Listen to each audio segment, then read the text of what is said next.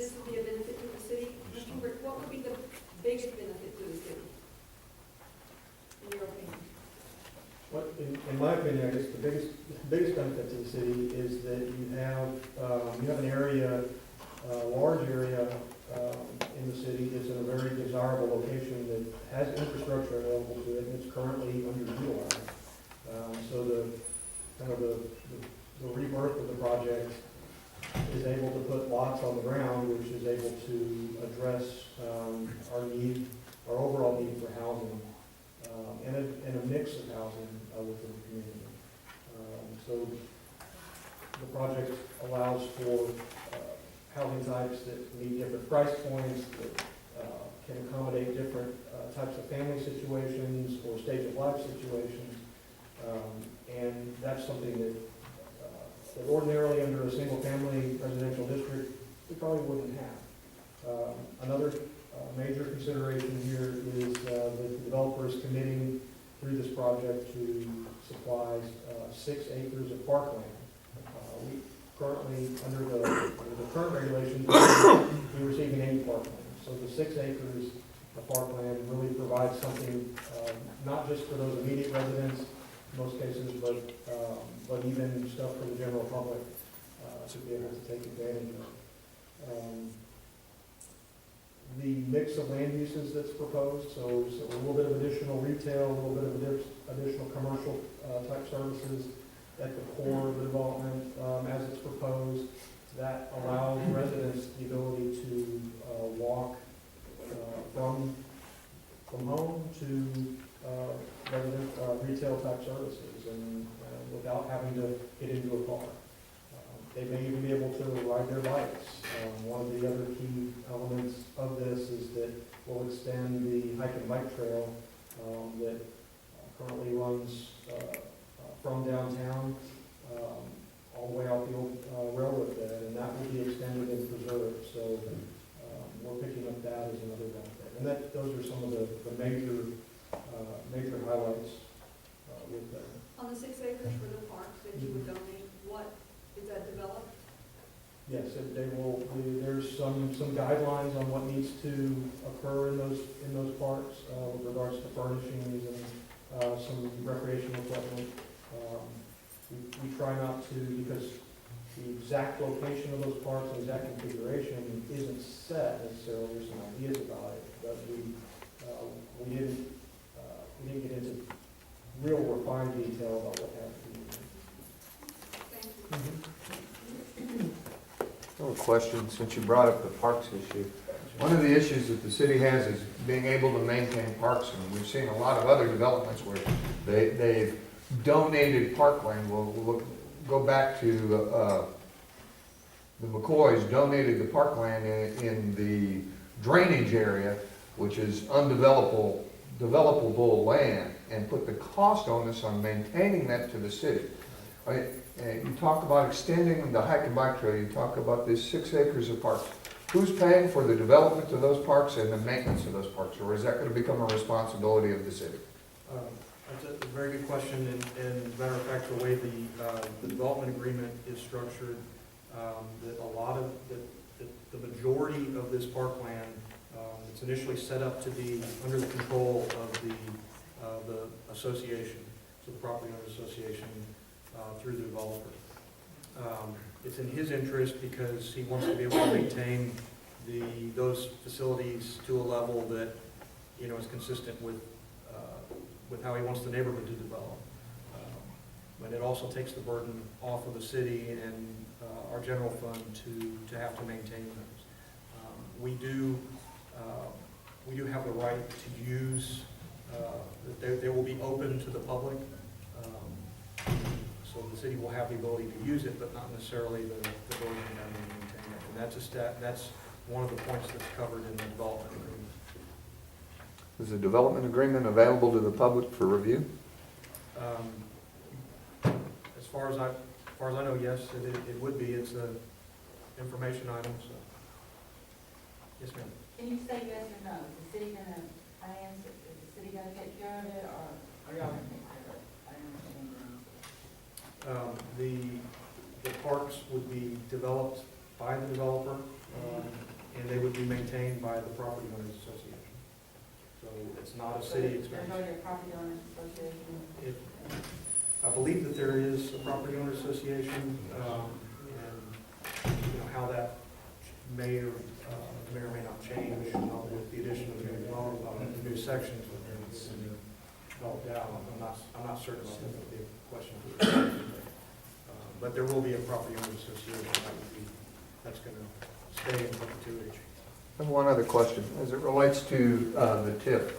The current development allows the property tax collected for the development to repay the TIF that put in the infrastructure. This 461 acres, is this going to be under that same TIF, and those property taxes not come to the city and to the school or to the hospital district, et cetera, to help repay this TIF? Or are these going to be new tax dollars that the city's going to be saving? In terms of ad valorem taxation, that's gonna stay within the TIF, that the TIF doesn't change. The addition comes through, new families, new households. Understood. Coming in, spending money.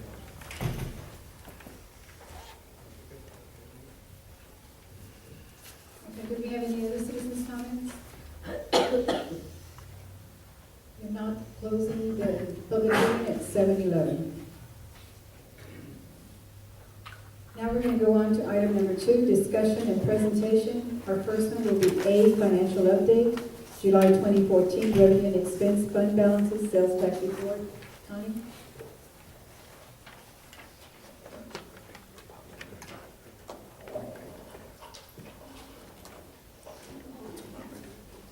Good evening, Council, Mayor, and Councilman.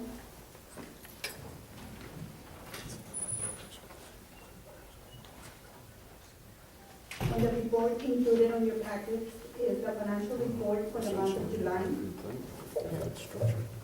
I would ask you to refer to the schedule on the third page of the memo, which we're gonna start with general fund. And I'm reporting for the year-to-date revenue of $2,945,580, which represents 80% of the budgeted revenue amount of $3,651,808.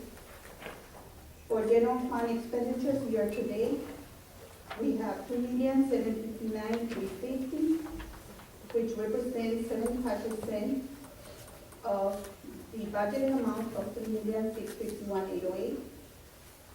And I want to point out that the income at this point, for the month of July, and we have 3 months before the year end, and we have $186,230 as a fund balance. For the water and sewer fund, we have revenues, expenditures, revenues year-to-date, $1,669,160, which represents 80% of the budgeted amount of $2,065,671. Expenditures are year-to-date, $1,239,138, which represents 59.99% of the $2,065,071 budgeted.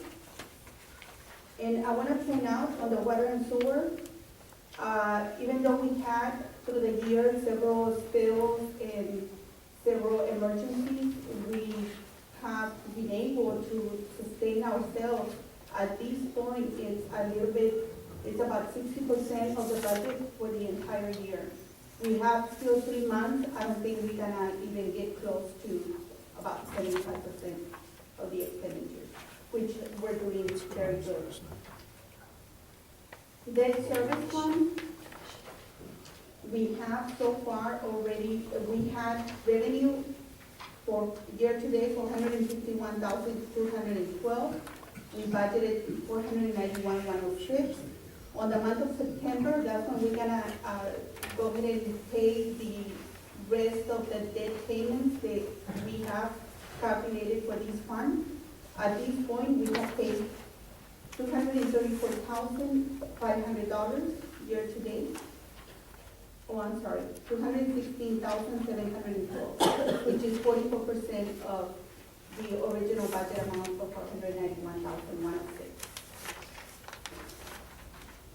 If we go to the back of the report, you will see the sales tax report. For the month of July, for the city only, we have collected $142,813, which represents 24.13 increase from last year at this same period. Year to date, from last year to this year at the same month, we have collected 15.98%, which is $180,139 increase on sales tax. On the fund balance report, which is the last report on the memo, we have a general fund ending fund balance at the end of July was $115,952 on the black. Debt service is $583,796. Hotel tax is $478,068. The rest of the funds have not changed because they have no activity.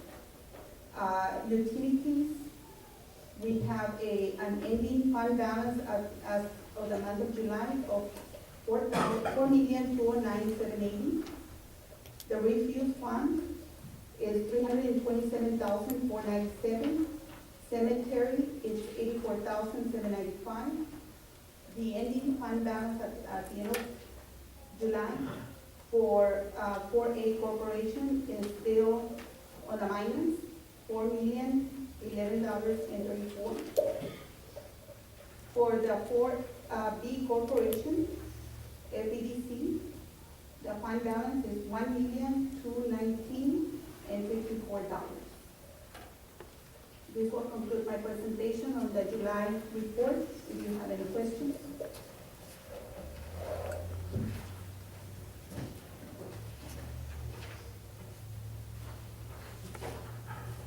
Thank you. Thank you, Ms. Conley. Yes, thank you.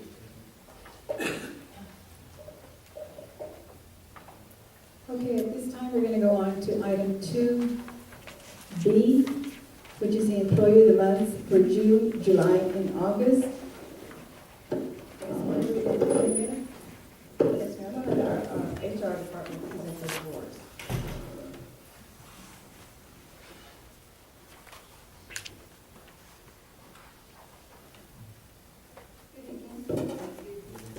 We have 3 employees that we'd like to present awards to for their outstanding job. Anthony Herrera is for June, and he's unable to be with us this afternoon. We do have Elodia Ramos, and we have Robert Barrera.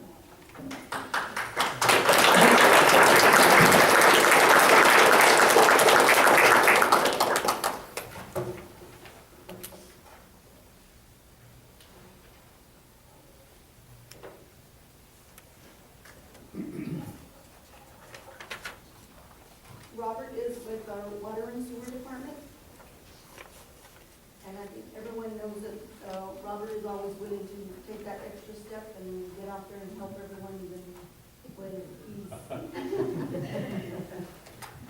he's not asked to, he just voluntarily helps all the departments.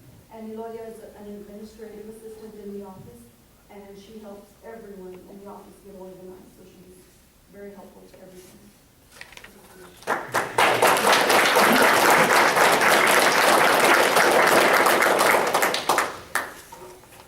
It's an honor and privilege to accept this award on behalf of Mrs. Turner, Mrs. Moreno, and all the staff, including the maintenance workers, the mayor, city council members, and least but not last, the citizens of Floresville.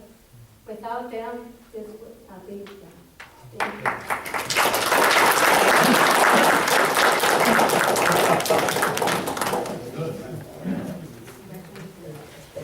Congratulations, Gloria. We're gonna skip item 2C, we're gonna do it in a little bit. Then that puts us at item 3, new business.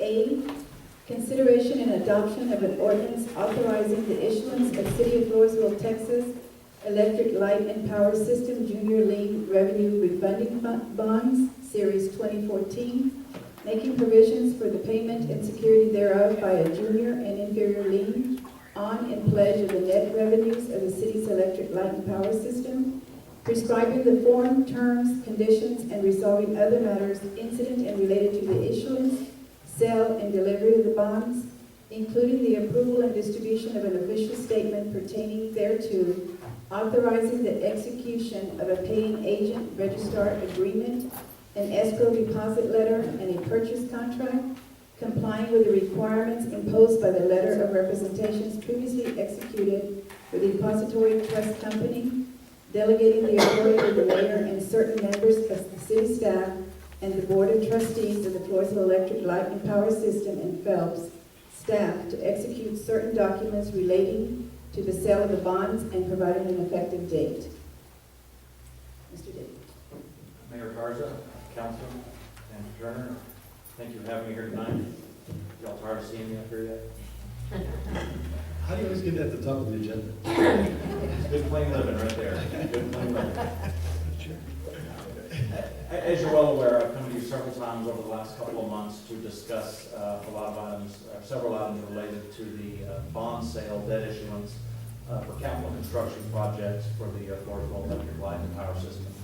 This is related to the topics we discussed before, but this is a little bit different in that we are refunding, or a simpler term to say refinancing, some bonds from series, that are series 2002 that have we've been paying on now for 12 years. Essentially, we're refunding and refinancing to a better interest rate. But what we have to do is we have to have approval and support from the Phelps Board of Trustees, which we have already gotten. We also have to get that same vote of approval from the Floresville City Council, which is what we're seeking tonight. What this is, it's called a delegated sale. This is a little bit different than the bond sale we talked about 2 weeks ago, in that this is delegating the authority to the mayor read in the resolution for the mayor of Floresville, certain city staff, the Phelps Board of Trustees, and certain Phelps staff to execute these documents when we do the pricing and get the firm interest rates on this on on September the 3rd, which is Tuesday of the next week.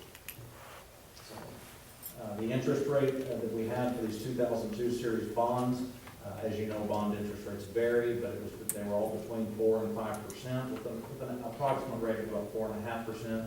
We're looking at refinancing these at about 3.75%, so 3/4 of a full basis point less. The effective savings to the electric light and power system over the life of these 2002 series bonds, and will become 2014 series bonds, is about $259,000. So that's not to say we're going to save that this year. We're going to save it over the remaining 13 years of the life of the bond.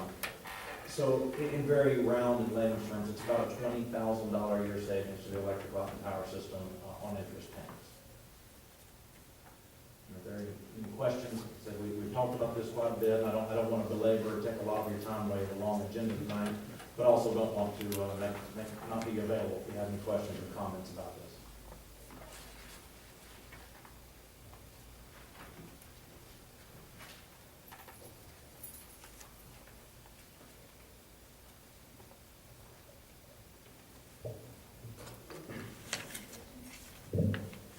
Does anyone have any questions? I'd like to make a motion. Let me ask for some citizen comments. Is there any citizens' comments on this? Just one question, Mr. Dickey. I recently saw a press release that Phelps's credit rating was downrated due to the amount of debt that they have. Is this also an effort to help with that? I don't want to turn my back to council, so I'll do it. That's fine. The credit rating was not what was down, it was the outlook that was down. And that's a subtle difference between the two. Our credit ratings are still very strong. Okay. It's a A+ by one rating agency, Fitch, and AA- for Standard & Poor's. And those are both excellent credit ratings. for a municipal electric utility system, especially one of our size. The outlook we got from Fitch was changed from stable to negative because of the questions they had over the next 3 to 5 years of our debt service coverage. They want what's called a 1.75 times debt service coverage, and a couple of years out, I believe in 2017 and 2016, 2017, our projections were like 1.72 and 1.73, so just a slight tick below. But a simple answer to your question, yes, this will allow our to pull our debt coverage, our debt service down, therefore narrowing that gap on the debt service coverage. Thank you. Long answer to a simple question. Any other citizen comments? Okay, Ms. Castillo, were you going to make a motion? Yes, I move that we approve the adoption of the ordinance as stated. We have a motion by Councilman Carter, second by Councilman Morales. All in favor? All opposed? I abstain. As some of y'all may know, I'm no longer employed with the city of Phelps, but I choose to abstain on that of this agenda item. Thank you. Okay, motion carries 4-0. And Mayor Garza will remind council that we also have plans in place to discuss the refund and refinance of 2005 series bonds as well. But we cannot do that until we get to 90 days out from what's called call date, which is in August of next year. So in May, June timeframe of next year, we'll be coming back to you to do the same thing again, except for the 2005 series bonds. Assuming the market holds what it's holding now, we can see some real savings in it. We have some documents, of course, we signed as we always have with some legal with Matthew Turner, and we can pick these up from you tomorrow on that. Thank you all very much for your support on this project. Okay, now we're going to go on to item 3B. Consideration and action to approve rezoning of 461 acres tract of land, Riverbend, the villages at Riverbend, per adopted PDD zoning from residential zoning to planned development district zoning.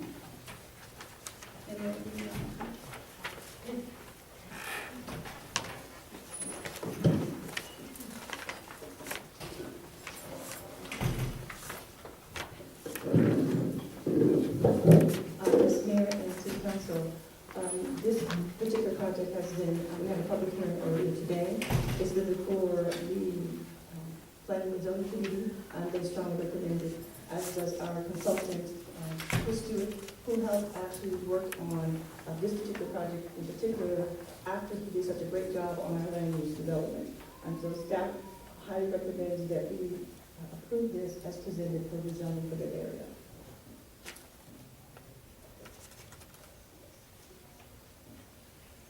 Okay, do we have any citizens' comments at this time?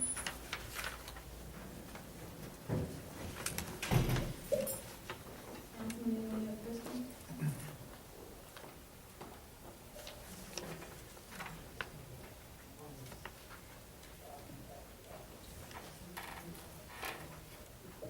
One thing I wanted to point out here is that we've been working here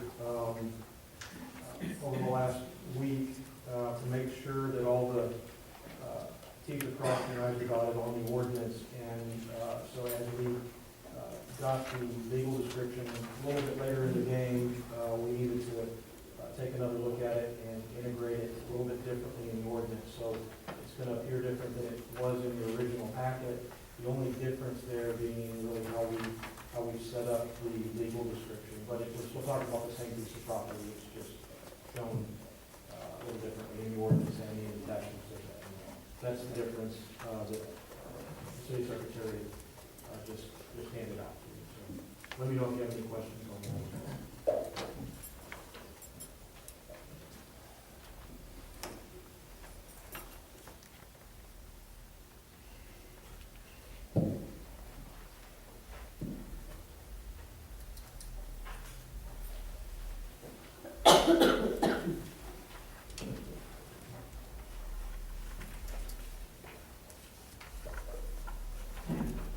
I'd like to make a motion to approve the rezoning of 461 acres of tract of land, Riverbend, villages at Riverbend, for adopted PDD zoning for residential zoning, planned zoning, district zoning.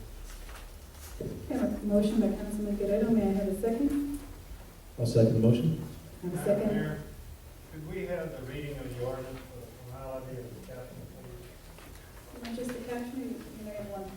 The first one, the first one is actually for the rezoning, and then the agreement is the next one. So we're talking about the rezoning on this vote. So we want to make the first one.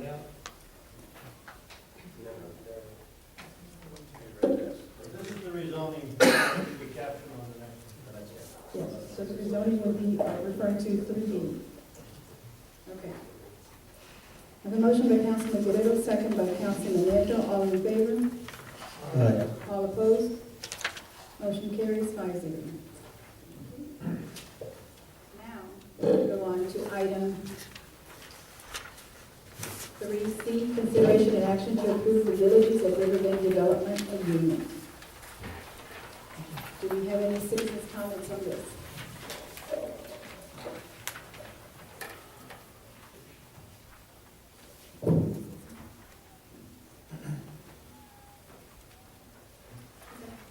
Yeah, we have a representative here from the TIF board, and they have reviewed the agreement, and I believe Mr. Paul and Zach will tell us that they are, and have approved this agreement as well. The TIF board and zone board have approved this agreement. These are all the taxing bodies involved in this, plus representatives from the state senator and Senator Trumbull.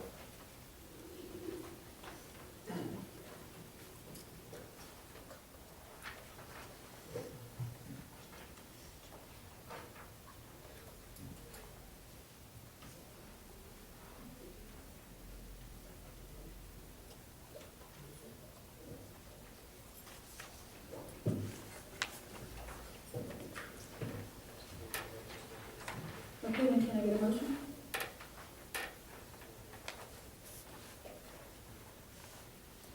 Yes, Mayor, I move to approve the Villages at Riverbend Development Agreement. And this one we need to have the caption from the ordinance. The very first one? Oh, Yes, ma'am. Jerry, can you read that?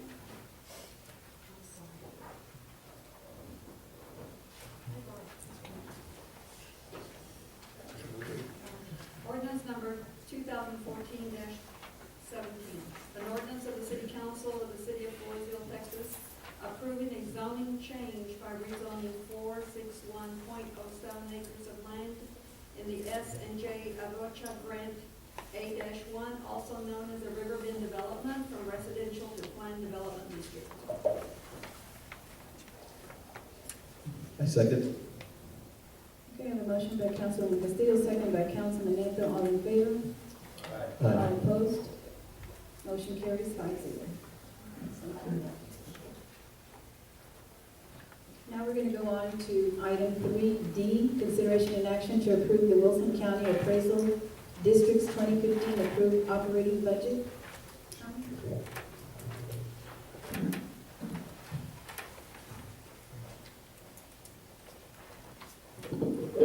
Brian Stahl, which is the chief appraiser, couldn't come in because he had family members that were sick.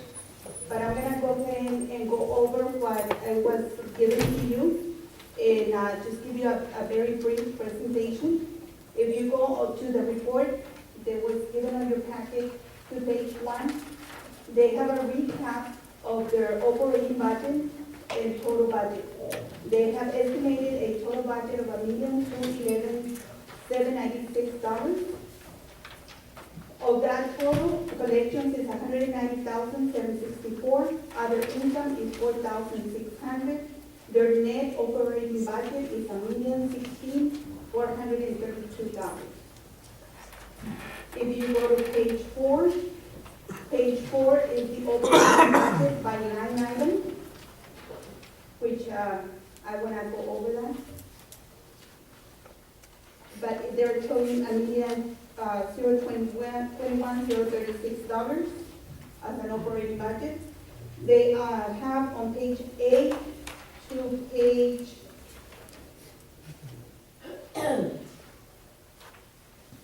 on page 8 is a total of their salaries and benefits schedule.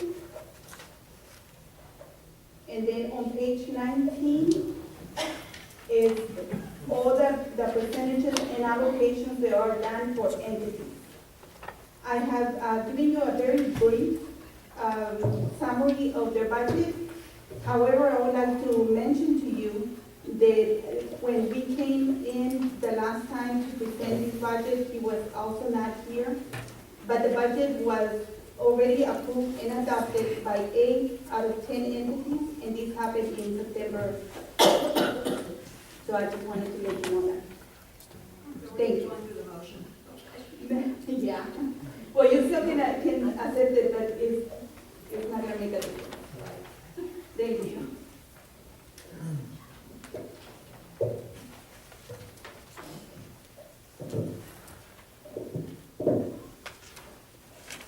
Is there any citizens' comments on this? Did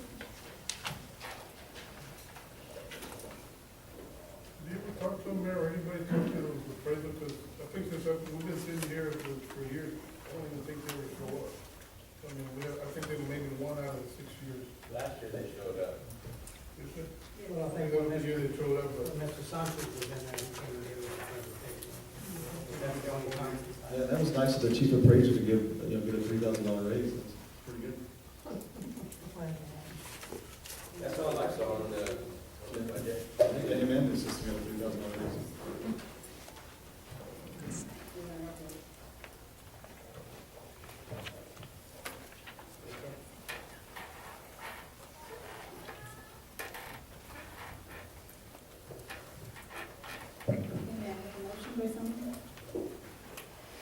I'm going to make the motion to table this item. Item 3D, we need some public representation here in order to give us some information about their operating budget. Okay, I have a motion to table it. May I have a second? Or a vote? I second the motion. Okay, I have a second by Councilman, a motion by Councilman Rodriguez to table, second by Councilman Nieto. All in favor? Aye. All opposed? Motion carries 5-0. Table. Would you advise them, Tom? Yes. We can get it in the next meeting. Yes. Thank you. Have they already had the majority vote? Yeah, I think she said 8 out of 10. Yeah, so they don't even need to come back to us. Right. Yeah.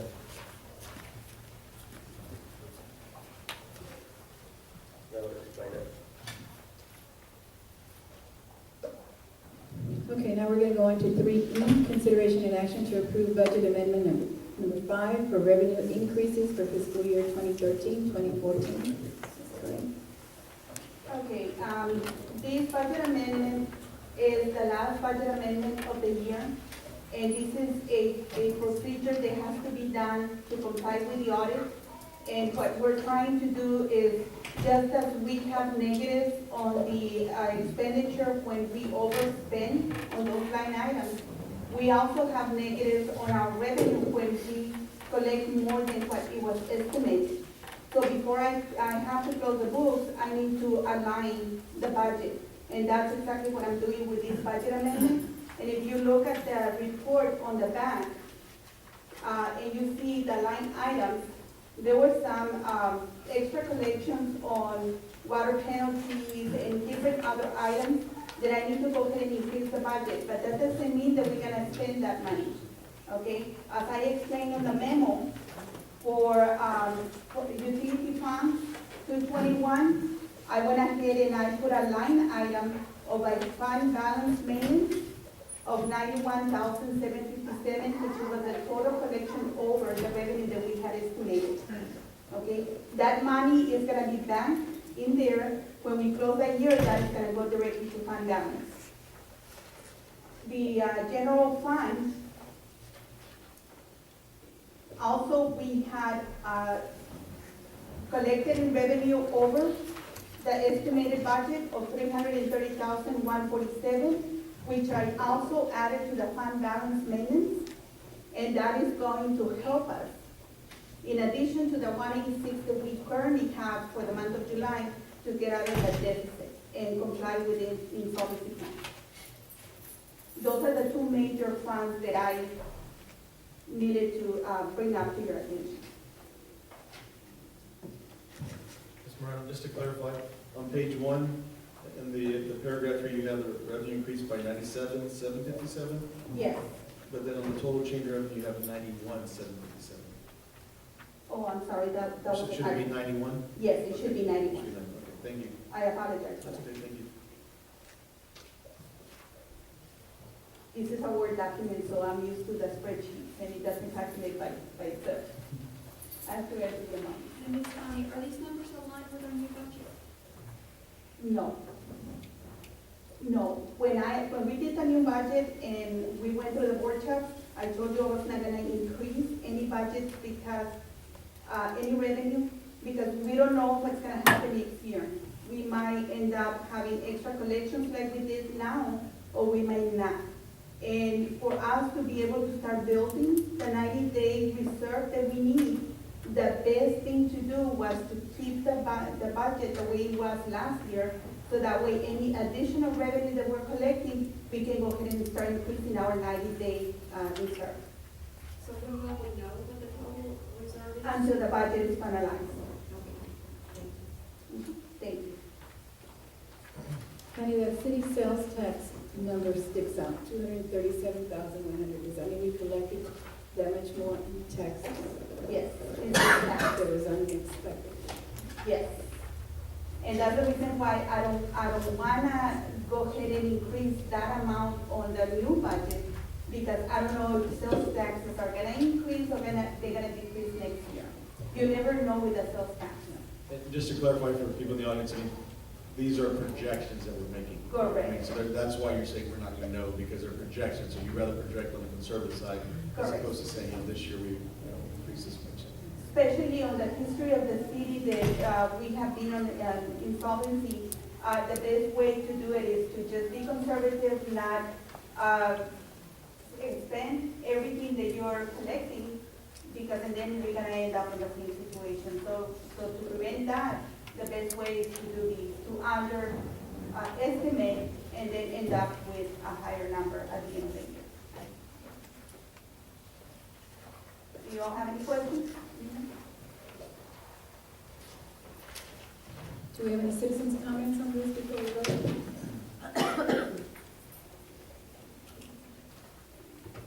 Say it, Mr. Gonzalez.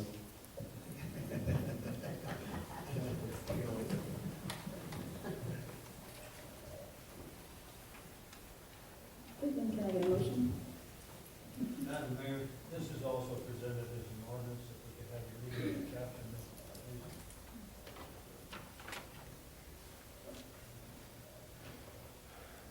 It's ordinance number 2014-16.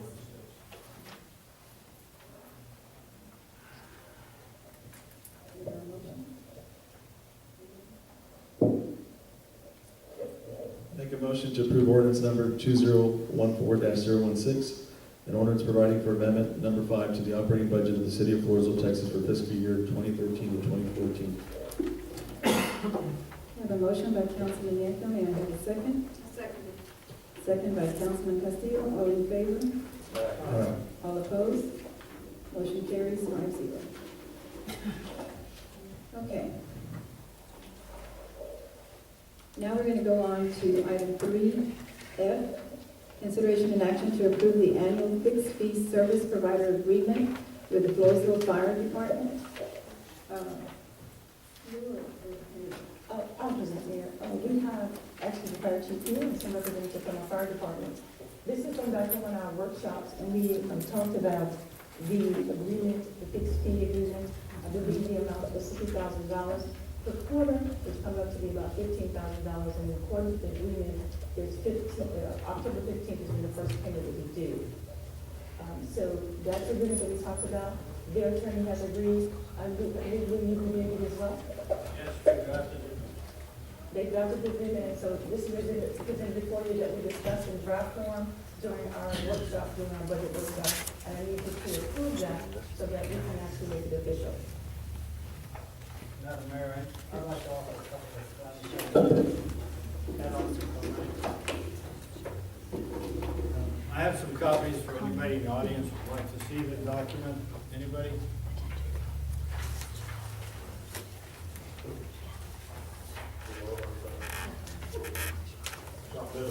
Let me pass a couple to you and you can pass them out.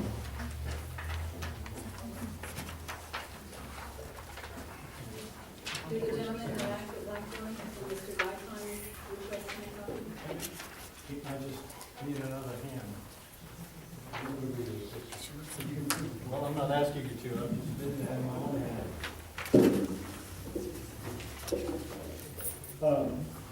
Madam Mayor, members of the council, this contract's new in a couple of respects, and I want to call it the extension.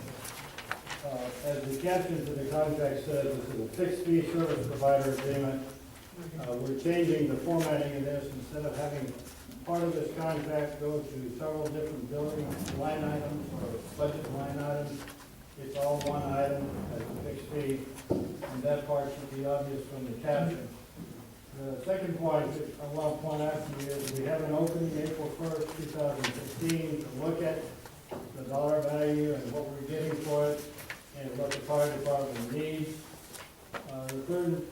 The third point I want to point out to you is this will automatically roll over unless one of the parties objects to it. It also has a 30-day termination clause in it. And finally, it has a provision in there where we've committed the city to assisting in trying to secure new equipment, where we would assist by providing a fund rider and assist the department in securing some new equipment from either the forestry department or any other agency such as the Texas Department of Agriculture to try and give the firefighters some additional equipment for the jobs they've got. Especially of concern is equipment that would be good for helping with 3-story or larger buildings where you need to get your fire up, your water for your fire up to an elevated level where the roof is good. So there are some significant changes and improvements that were negotiated in this contract, and it does provide for a greater level of protection for the public. I recommend its approval. Chief, did y'all have any comments or anything?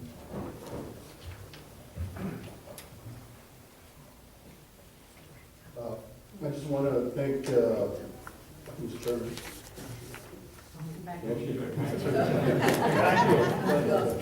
Mr. Rosenberg, the council, Mr. Mayor, thank you. Helping us and We appreciate everything that y'all do for us in our community and the whole county for that matter. thank you. And I know y'all do the surrounding cities when needed, which is very good.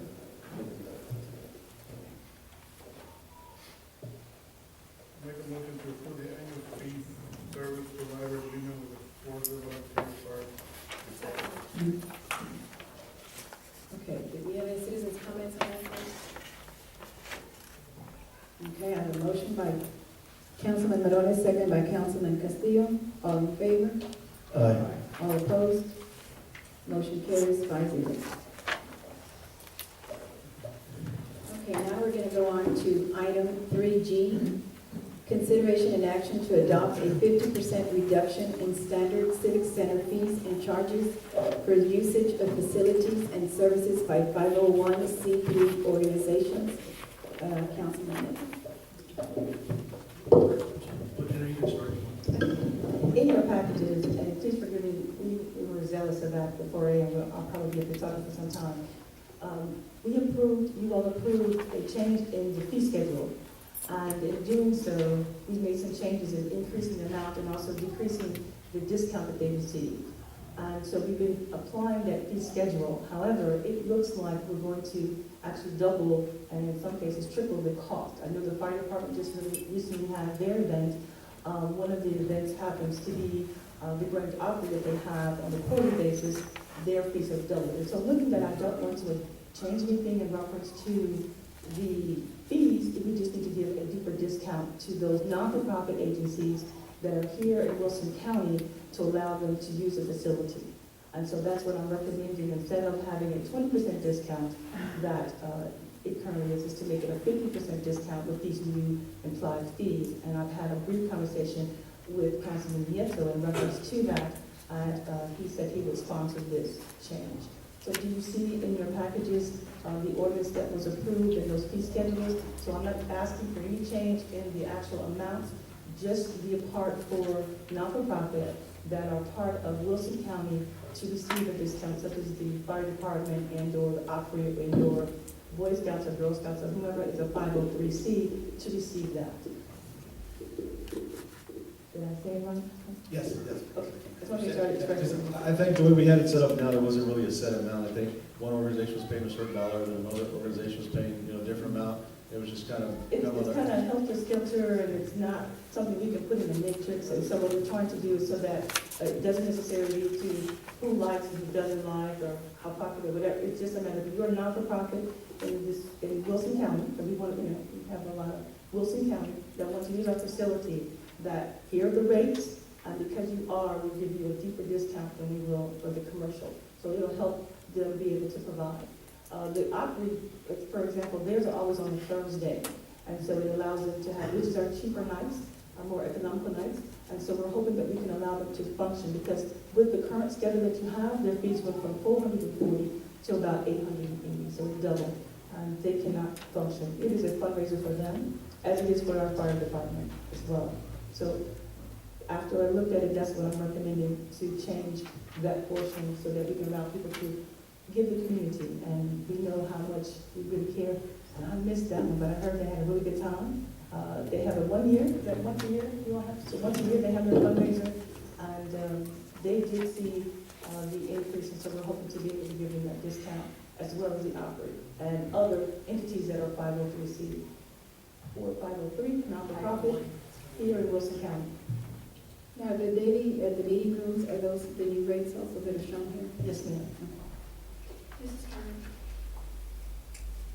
do we require any type of paperwork from someone who's either a nonprofit?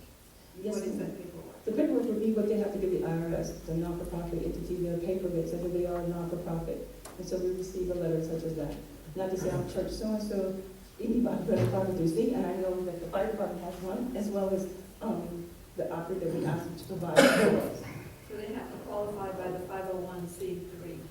If they're a C, and then there's a non-for-profit status, the IRS will give them non-for-profit status, because I know there's a 503C and a 503A, and there's different 501C, a non-for-profit status. And secondly, can you give us an idea of what the revenues are that are collected from these nonprofit organizations? Because I think we need to know what is it that we're losing in giving them half the price? What are we losing? Well, you're losing, for example, for the Opry, typically there's nobody renting once a quarter on a Thursday afternoon. So what you had received last year was about $440 per event, which you received now an additional $120, so they'll be paying something like $580 But instead. total from all the nonprofit organizations, what is it that we received?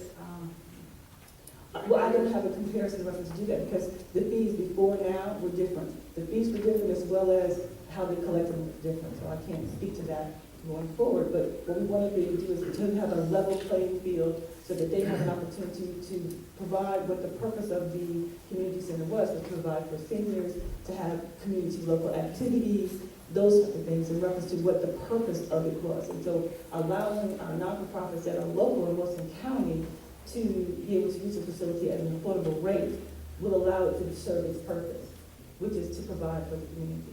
Can you tell us how many? It's a good faith effort. It's not, it's just that I was interested in knowing how much money are we losing, because at this point, I mean, we're trying to raise the revenues and increase the revenue, so that's why. You can look at it both ways. If you're losing revenue from the current occupants, but you can also look at it and just maybe open up the door to other people to actually use the facility, to make it more affordable to them.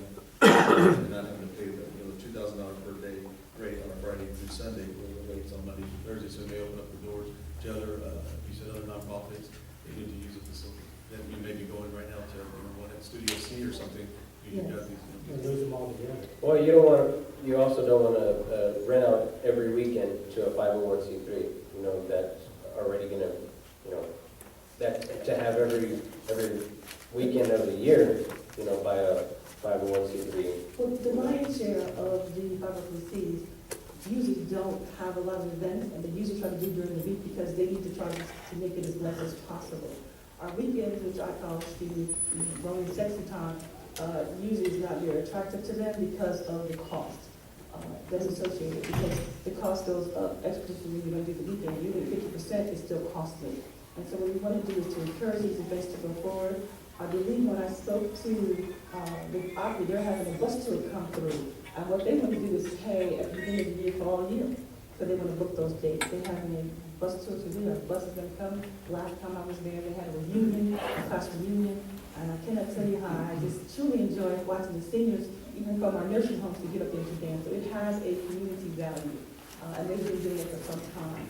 And I understand we're trying to raise the money, but we have to be able to be even-handed. So all I was trying to do, in looking at those fees, was trying to make a level playing field, because I don't want to reduce them, but I do need to have it, so it's affordable, so our non-for-profits in Wilson County, yeah, I make sure somebody from San Antonio's going to come here and use it as a discount. We want to have Wilson County 503, they have to have a base fee.